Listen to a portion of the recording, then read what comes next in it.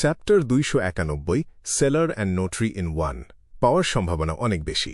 ক্লাইন মোরেত্তি the ওয়ার্ল্ডকে নিয়ন্ত্রণ করে তাকে দিয়ে গম্ভীর গলায় হাসাল, হ্যাঁ, আমার কাছে সত্যি উইন্ড ব্লেসড পোশনের ফর্মুলা নেই, আর খুব শিগগিরই যে সেটা জোগাড় করতে পারব সেই উপায়ও দেখছি না।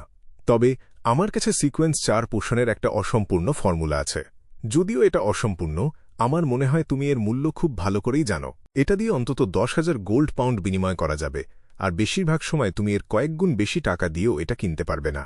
এটা এমন একটা অত্যন্ত গুরুত্বপূর্ণ ধাপ যা একজন সাধারণ মানুষকে সম্পূর্ণ বদলে দিতে পারে। তাহলে তুমি কি আগ্রহী? একটা ডার্ক প্যাটার্নড ব্ল্যাক প্যান্থার এর স্পাইনাল ফ্লুইডের দাম 500 থেকে 700 পাউন্ডের মধ্যে, আর স্প্রিং অব দি এলভসের ম্যারো ক্রিস্টালগুলোর দাম 300 থেকে 400 পাউন্ডের মতো। আমার বিশ্বাস এরপরও তোমাকে নগদে আরও 9,000 পাউন্ড বা সমমূল্যের কোনো জিনিস প্রস্তুত রাখতে হবে। ক্লাইন অনেক আগে থেকেই অনুমান করেছিল যে সান সিকোয়েন্স পাথওয়ের আনশ্যাডোড সিকোয়েন্সটা সেইলার এবং রিডার পাথওয়ের একই সিকোয়েন্সের সাথে অদলবদল করা যেতে পারে, আর তার এই ধারণাটা পরোক্ষভাবে মিস্টার এর অনুরোধ এবং রোজেল গুস্তাভ এর ডায়েরিতে থাকা তথ্যের মাধ্যমে সত্যি বলে প্রমাণিত হয়েছিল। এমনকি এটা সিক্রেট সাপ্লিয়েন্ট আর স্পেকটেটর সিকোয়েন্স পাথওয়ে পর্যন্ত বিস্তৃত হতে পারে বলে সন্দেহ ছিল। তাই সে বিশ্বাস করত যে সেলার পাথওয়ে থেকে আসা দ্য হ্যাংড ম্যানের জন্য আনশ্যাডোড এর এই অসম্পূর্ণ ফর্মুলাটা এমন একটা লোভনীয় ব্যাপার হবে যা সে কোনোভাবেই এড়াতে পারবে না। এই মুহূর্তে তোমার কাছে 9,000 পাউন্ড সমমূল্যের কিছু না থাকলেও চলবে, তুমি মিস্টার ফুলকে সাক্ষী রেখে কিস্তিতেও এটা শোধ করতে পারো। ক্লাইন মনে মনে কথাগুলো যোগ করল। বর্তমানে তার কাছে ডার্ক প্যাটার্ন ব্ল্যাক প্যান্থার এর স্পাইনাল ফ্লুইডের অভাব ছিল, তাই দ্য হ্যাংড ম্যানকে ধারে জিনিসটা দিতে তার কোনো আপত্তি ছিল না। যাই হোক না কেন, লোকটা পালিয়ে যেতে পারে কিনা তা নিয়ে ক্লাইনকে মোটেও চিন্তা করতে হল না। তবে হ্যাঁ, এর মধ্যে কিছু লুকিয়ে থাকা ঝুঁকিও আছে। মিস্টার হ্যাংডম্যান যদি হঠাৎ করে মারা যায় তাহলে আমি এক বিশাল ক্ষতির সম্মুখীন হব। হাতে এত দামি একটা চুক্তি থাকায় ক্লাইন নিজের ভেতরে একটু অস্বস্তি বোধ না করে পারল না।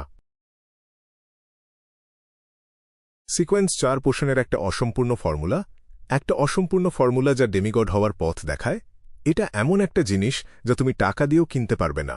অড্রে হল এর চোখ দুটো উজ্জ্বল হয়ে উঠল। দ্য হ্যাংডম্যান কিছু বলার আগেই সে নিজের কৌতূহল লুকাতে না পেরে জিজ্ঞেস করে বসল, মিস্টার ওয়ার্ল্ড, আমি কি জানতে পারি এই ফর্মুলাটা কোন সিকোয়েন্স 4 পাথওয়ের? যদি এটা বলা আপনার জন্য সুবিধাজনক না হয় তাহলে ধরে নেবেন আমি কিছুই জিজ্ঞেস করিনি। মিস্টার ওয়ার্ল্ডের কাছে সত্যিই একটা সিকোয়েন্স 4 পোশনের ফর্মুলা আছে। এটা অসম্পূর্ণ হলেও ব্যাপারটা খুবই চমকে দেওয়ার মতো। মিস্টার ফুল যে তাকে এমনি ট্যাড ক্লাবে টেনে আনেননি সেটা বোঝাই যাচ্ছে। সে কোনো সাধারণ বিয়ান্ডার নয়। যাই হোক, শিও দেরেচা আর ফোর্সওয়ালের টেস্ট মিশন তো শেষ হয়ে গেছে। মিস্টার ফুল তো কিছু বলেননি যে তিনি তাদের যোগ দিতে দেবেন কিনা। নিশ্চয়ই তার অন্য কোনো চিন্তাভাবনা আছে, আর হয়তো তাদের পর্যবেক্ষণ করার জন্য তার আরও একটু সময়ের প্রয়োজন। আমার নিজের থেকে এটা নিয়ে জিজ্ঞেস করা ঠিক হবে না, কারণ সেটা দেখতে খুব অভদ্র দেখাবে। সেই মুহূর্তে অড্রের মাথায় এরকম অনেক চিন্তাভাবনা ঘুরপাক খেতে লাগল। মিস জাস্টিসের এই প্রশ্নটাই তো ক্লাইন মনে মনে চাইছিল। সে দ্য ওয়ার্ল্ডকে দিয়ে ভারী গলায় উত্তর দেওয়াল, আমি এমনিতেও এটা বলারই পরিকল্পনা করছিলাম। এটা হলো সান পাথওয়ে সিকোয়েন্স 4 আনশ্যাডোডের পোশন ফর্মুলা। সান পাথওয়ে কথাটা শুনে ডেরিক বার্গ সাথে সাথে লম্বা ব্রোঞ্জ টেবিলের অন্য প্রান্তে বসে থাকা মিস্টার ওয়ার্ল্ডের দিকে তাকাল। তার চোখে হঠাৎ করেই তীব্র আগ্রহ আর আকাঙ্ক্ষা ফুটে উঠল। তবে সে একদম চুপ থাকল, কারণ সে ভালো করেই জানত যে সে এখনও ডেমিগড হওয়ার দোরগোড়া থেকে অনেক দূরে আছে। তাকে আগে নিজের সীমিত সম্পদগুলো খরচ করে নিজেকে আরও শক্তিশালী করে তুলতে হবে। শুধুমাত্র কাছের ভবিষ্যতের কথা চিন্তা করাই ছিল সিটি অফ সিলভারের কাজ করার ধরন। এর কারণ হল ওখানকার বাসিন্দাদের জন্য যে কোনো মুহূর্তে ভবিষ্যৎ বলে আর কিছু নাও থাকতে পারত। আনশ্যাডোড অড্রে খুব সুন্দর ভঙ্গিতে মাথা নাড়ল, তারপর খুশির সুরে বলল, আপনার উত্তরের জন্য ধন্যবাদ মিস্টার ওয়ার্ল্ড। তার মনে হল সে আজ আবার একটা খুব গুরুত্বপূর্ণ কিছু শিখতে পেরেছে। আনশ্যাডোড আলজার উইলসন নিচু স্বরে বিড়বিড় করে শান্তভাবে উত্তর দিল, আমি দুঃখিত, আমার এটার কোনো প্রয়োজন নেই। কোনো প্রয়োজন নেই? ক্লাইন একেবারে অবাক হয়ে গেল। সে মনে মনে যে চিত্রনাট্য ভেবে রেখেছিল এটা তো তার চেয়ে সম্পূর্ণ আলাদা। এই ধাক্কা খেয়ে সে পরোক্ষভাবে দ্য ওয়ার্ল্ডকে থামিয়ে দিল, যাকে দেখে মনে হচ্ছিল সে যেন নিজের কানকেও বিশ্বাস করতে পারছে না। বেশ কয়েক সেকেন্ড পর সে বলল, তুমি চাইলে প্রথমে একটা অংশ ধারে নিতে পারো। মিস্টার ফুলকে সাক্ষী রেখে আমি বিশ্বাস করি যে তুমি বাকিটা ঠিকই শোধ করে দেবে। না, আমার সত্যি এটার কোনো প্রয়োজন নেই। আলজার মাথা নাড়ল। প্রয়োজন নেই? তার সত্যি এটার কোনো প্রয়োজন নেই? সে কি এতটাই আত্মবিশ্বাসী যে সে চার্চ অফ স্টর্মসের আনুকূল্য লাভ করবে আর তাকে সরাসরি এই পোষণটা উপহার দেওয়া হবে? নাকি তার কাছে সত্যিই সেলার পাথওয়ের সিকোয়েন্স 4 পোষণের ফর্মুলাটা আছে? নামটা কি ক্যাটাক্লিজমিক ইন্টারার ছিল? ক্লাইন দ্রুত এই দুটো সম্ভাবনার কথা ভেবে ফেলল। এখন আমি কি করব? আমাকে অন্তত এটা বলো না যে আমার এখন তার সাথে উইচ বা ডেমনস অফ প্লেজারের ফর্মুলাগুলো বিনিময় করা উচিত। ক্লাইন মনে মনে নিজেকে নিয়েই একটু মজা করল, আর ইচ্ছে করেই দ্য ওয়ার্ল্ডকে কয়েক সেকেন্ড চুপ করিয়ে রেখে বলল, অন্য কোনো পোষণ ফর্মুলা, নাকি আমার জানা এমন কিছু গোপন তথ্য যা আমি জানি? যেমন ধরো একদম শীর্ষ পর্যায়ের সিকোয়েন্সগুলোর গোপন কথা। আলজার একটু চিন্তা করে উত্তর দেওয়ার আগে নিজের বসার ভঙ্গিটা সামান্য পরিবর্তন করল। আমি ব্যক্তিগতভাবে শীর্ষ পর্যায়ের সিকোয়েন্সগুলোর কিছু গোপন তথ্য জানি, কিন্তু এই তথ্যের সাথে তোমার তথ্যের যে কোনো মিল থাকবে না, তার নিশ্চয়তা তুমি কিভাবে দেবে? আর তুমি আমাকে যে গোপন কথাগুলো বলবে সেগুলোর মূল্য যে ডার্ক প্যাটার্ন ব্ল্যাক প্যান্থারের স্পাইনাল ফ্লুইড আর স্প্রিং অব দি এলভসের ম্যারো ক্রিস্টালগুলোর সমান হবে, সেটাই বা কিভাবে নিশ্চিত করবে? আমরা দুজনেই শীর্ষ পর্যায়ের সিকোয়েন্সের গোপন তথ্যটা মিস্টার ফুলকে দেব, আর তাঁকেই সিদ্ধান্ত নিতে দেব যে এগুলোর মধ্যে কোনো মিল আছে কিনা, এবং এগুলোর মূল্য নির্ধারণ করতে দেব। মিস্টার ফুল, এটা কি ঠিক আছে? ক্লাইন দ্য ওয়ার্ল্ডকে চালনা করে নিজেকেই এই প্রশ্নটা করল। তারপর সে বেশ এক উন্নাসিক ভঙ্গিতে বলল, অবশ্যই। আলজার ধীরে ধীরে মাথা নাড়ল। আমার এতে কোনো সমস্যা নেই। চলো শুরু করা যাক। আমি সত্যিই শীর্ষ পর্যায়ের সিকোয়েন্সগুলোর গোপন কথা জানতে চাই, কিন্তু এটা কেনার মতো বাড়তি কোনো টাকা এই মুহূর্তে আমার কাছে নেই। অড্রে বেশ ঈর্ষার চোখে দ্য ওয়ার্ল্ড এবং দ্য হ্যাংড ম্যানের দিকে তাকাল যখন তারা দুজনেই ছাগলের চামড়ার তৈরি একটা করে পার্চমেন্ট শূন্য থেকে তৈরি করল। ছোটবেলা থেকে কখনোই টাকা পয়সা নিয়ে দুশ্চিন্তা না করা এই মেয়েটা আজ শেষমেশ দারিদ্র্যের স্বাদ অনুভব করল। খুব শিগগিরই ক্লাইন ওই 2 সদস্যের লেখা বিষয়বস্তুগুলো হাতে পেয়ে গেল। কোনো সন্দেহ ছাড়াই সে প্রথমে দ্য হ্যাংড ম্যানের দেওয়া পার্চমেন্টের দিকে তাকাল আর দেখল যে সেখানকার লেখাটা খুবই সহজ। সেখানে মাত্র একটাই বাক্য লেখা ছিল, শীর্ষ পর্যায়ের সিকোয়েন্সের মধ্যেই দেবত্ব অর্জনের পথ লুকিয়ে আছে। উফ, দারুণ! তা না হলে বিনিময়ের জন্য অন্য কোনো তথ্য ব্যবহার করার প্রয়োজন পড়ত। ক্লাইন খুব সাবধানে দ্য ওয়ার্ল্ডের পার্চমেন্টটা পরীক্ষা করে দেখার পর মৃদু হেসে উঠল। এগুলোর মধ্যে কোনো মিল নেই। অধিকাংশ বিয়ন্ডারদের কাছে মিস্টার ওয়ার্ল্ড যে গোপন তথ্যটা দিচ্ছে তার কোনো মূল্য নেই, কিন্তু অন্যদের চোখে এটা অত্যন্ত গুরুত্বপূর্ণ। এটা কোনোভাবেই টাকা দিয়ে মাপা সম্ভব নয়। এই সিদ্ধান্ত শুনে আলজার সাথে সাথে এক মহাদ্বিধায় পড়ে গেল। তার জন্য একই সাথে 2টো বিয়ন্ডার উপাদান জোগাড় করাটা মোটেও ছোটখাটো কোনো ব্যাপার ছিল না। এগুলো বিনিময় করার জন্য তাকে নিজের অনেক মূল্যবান জিনিস বিক্রি করতে হবে। এমন একটা গোপন কথা শোনার জন্য এত চড়া মূল্য দিতে হবে যা হয়তো তার খুব একটা কাজেই আসবে না।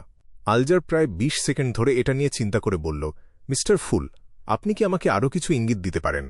আমি এখনও কোনো সিদ্ধান্তে পৌঁছাতে পারছি না। সিদ্ধান্তে পৌঁছাতে পারছে না? ক্লাইনের ঠোঁটের কোণ সামান্য একটু বেঁকে গেল। সে বুঝতে পারল যে নিজের ভাবমূর্তি বজায় রাখার জন্য সে যে কথাগুলো বলেছিল তা আসলে উল্টো ফল দিয়েছে এবং কোনো কাজেই আসেনি। সে এক মুহূর্ত ইতস্তত করল, তারপর একটু হাসল। সে যে বিষয়টার বর্ণনা দিয়েছে সেটা হলো তোমার জানা গোপন তথ্যটারই একটা বিস্তারিত পরিপূরক। বিস্তারিত পরিপূরক? দেবত্ব অর্জনের পথের একটা বিস্তারিত পরিপূরক? আলজার আর এক মুহূর্তও দেরি করল না। সে দ্য ওয়ার্ল্ডের দিকে মাথা ঘুরিয়ে খুব শক্ত আর দৃঢ় গলায় বলল, রাজি। তারপর সে সাথে সাথেই বলে উঠল, আমি এই সপ্তাহের মধ্যেই তোমাকে একটা ডার্ক প্যাটার্ন ব্ল্যাক প্যান্থারের স্পাইনাল ফ্লুইড আর স্প্রিং অব দি এলভসের ম্যারো ক্রিস্টালগুলো জোগাড় করে দেব। অবশ্যই শর্ত হল যে এগুলোকে জলদস্যুদের ওই জমায়েতে পাওয়া যেতে হবে। যদিও এগুলো পাওয়ার সম্ভাবনা খুব বেশি, তারপরেও আমাদের এটা মেনে নিতে হবে যে কোনো কিছুই ঘটতে পারে। যদি সেরকম কিছু হয় তাহলে হয়তো আমাকে এটা পরের সপ্তাহে, তার পরের সপ্তাহে বা এমনকি পরের মাস পর্যন্ত পিছিয়ে দিতে হতে পারে। তবে তুমি চিন্তা করো না, আমি আমার কথা রাখব। কোনো সমস্যা নেই। মিস্টার ফুল যেখানে সাক্ষী সেখানে আমার চিন্তা করার কোনো দরকারই নেই, দ্য ওয়ার্ল্ড কর্কশ গলায় উত্তর দিল। তাদের এই চুক্তি নিশ্চিত হওয়ার পর ক্লাইন দ্য হ্যাংড ম্যানের সামনে জাদুর মতো একটা ছাগলের চামড়ার পার্চমেন্ট তৈরি করল। আলজার খুব আগ্রহ নিয়ে মাথা নিচু করে পার্চমেন্টের প্রতিটি শব্দ যেন গোগ্রাসে গিলতে লাগল। সিকোয়েন্স 1-এর ওপরে একটা সিকোয়েন্স 0 আছে, আর এই সিকোয়েন্স 0 হল একজন সত্যিকারের ঈশ্বরের সিকোয়েন্স। ঠিক একই রকমভাবে নির্দিষ্ট পোষণ আর আচার অনুষ্ঠানের মাধ্যমে সেই পর্যায়ে পৌঁছানো সম্ভব। সিকোয়েন্স 0, সত্যিকারের ঈশ্বরের সিকোয়েন্স। আলজার প্রথমে ভীষণ অবাক আর হতবাক হয়ে গিয়েছিল, কিন্তু খুব শিগগিরই সে এক ধরনের স্বস্তি অনুভব করল, আর তারপর সে আনন্দে নিজের মনেই বিড়বিড় করে উঠল, আচ্ছা, এবার বুঝতে পারছি, আমি বুঝতে পারছি এর মানে কি। সে নিঃশব্দে একটা দীর্ঘশ্বাস নিল আর নিজের চেয়ারের পেছনে এমনভাবে হেলান দিয়ে বসল যেন কিছুই হয়নি। গোপন তথ্যটা নিশ্চয়ই খুব আশ্চর্যজনক হবে। এমনকি মিস্টার হ্যাংম্যান পর্যন্ত নিজের শান্ত ভাব ধরে রাখতে পারলেন না। অড্রে খুব আকাঙ্ক্ষা ভরা একটা দৃষ্টি নিয়ে অন্যদিকে তাকাল, আর তার ঠিক কোনাকুনি বসে থাকা দ্য সানকে বলল, মিস্টার সান, আমার মনে পড়ছে আপনি একবার বলেছিলেন যে সিটি অফ সিলভারের কাছে ড্র্যাগন পাথওয়ে সিকোয়েন্স ৯, ৮ এবং ৭ এর পোষণ ফর্মুলা আছে। ডেরিক খুব সততার সাথে মাথা নাড়ল। সিকোয়েন্স ৭ এর পোষণ ফর্মুলাটা হল সাইকি অ্যানালিস্ট। আমি যদি এটা পেতে চাই তাহলে আমাকে এর জন্য কি দাম দিতে হবে? অড্রে বেশ সংযত কণ্ঠে জিজ্ঞেস করল। সান পাথওয়ের সিকোয়েন্স ৭ পোষণের ফর্মুলাটা ডেরিক কোনোরকম দ্বিধা ছাড়াই উত্তর দিল। অড্রে খুব শান্তভাবে মাথা নেড়ে বলল, আমি এটা জোগাড় করার সর্বোচ্চ চেষ্টা করব। শিও আর ফোর্সের আগে বলেছিল যে মিস্টার এর ওই জমায়েতে সান পাথওয়ের একজন বিয়ন্ডার আছে। সে অন্ততপক্ষে সিকোয়েন্স ৭ পর্যায়ের আর শুদ্ধিকরণ ও অশুভ আত্মা তাড়ানোর কাজে বেশ দক্ষ। সাম্প্রতিক এই ঘটনাগুলো একটু শান্ত হলেই আমি তার কাছ থেকে এটা নেওয়ার চেষ্টা করতে পারি। তাছাড়া ওই হাসপাতালের পরিত্যক্ত শিক্ষা ভবনে হওয়া জমায়েতগুলোতে আমার আরও বেশি করে যোগ দেওয়া উচিত। আমার উচিত সাইকোলজি অ্যালকেমিস্টের সদস্যদের সাথে যোগাযোগ করার চেষ্টা করা।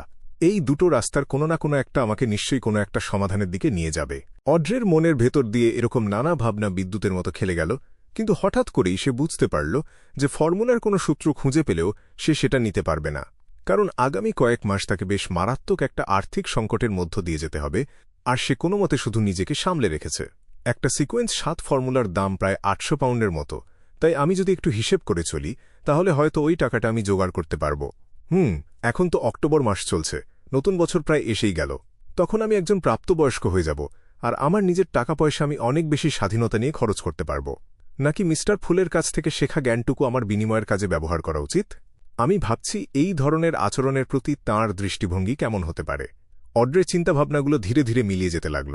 সে সিদ্ধান্ত নিল যে ফর্মুলাটা পাওয়ার কোনো আশা তৈরি না হওয়া পর্যন্ত সে অপেক্ষা করবে, আর তারপরই মিস্টার ফুলকে জিজ্ঞেস করবে। লেনদেনের এই পর্বটা শেষ হল। ক্লাইন মূলত নিজের জানা জ্ঞানটুকু ব্যবহার করে এমন একটা জাদুকরী জিনিস বিনিময় করতে চেয়েছিল যার খুব একটা ক্ষতিকর প্রভাব নেই, কিন্তু দ্য হ্যাংম্যানের আর্থিক অবস্থা কতটা খারাপ সেটা বুঝতে পারার পর সে জানত যে ওই দুটো বিয়ান্ডার উপাদানের জন্য ওই লোকটাকে বিশাল একটা মূল্য চোকাতে হবে। তার কাছে যে বাড়তি কোনো সম্পদ আছে এমনটা মনে হচ্ছিল না, তাই তাকে আক্ষেপ নিয়েই নিজের আশা ছেড়ে দিতে হল। অবাধ বিনিময়ের পর্বটা শুরু হতেই আলজার নিজ থেকেই কথাটা তুলল, ভাইস অ্যাডমিরাল হারিকেন চিল্যাঙ্গোসের জাহাজ আর নাবিকদের পরাস্ত করা হয়েছে, যার ফলে নতুন একজন জলদস্যু অ্যাডমিরালের উত্থান ঘটেছে।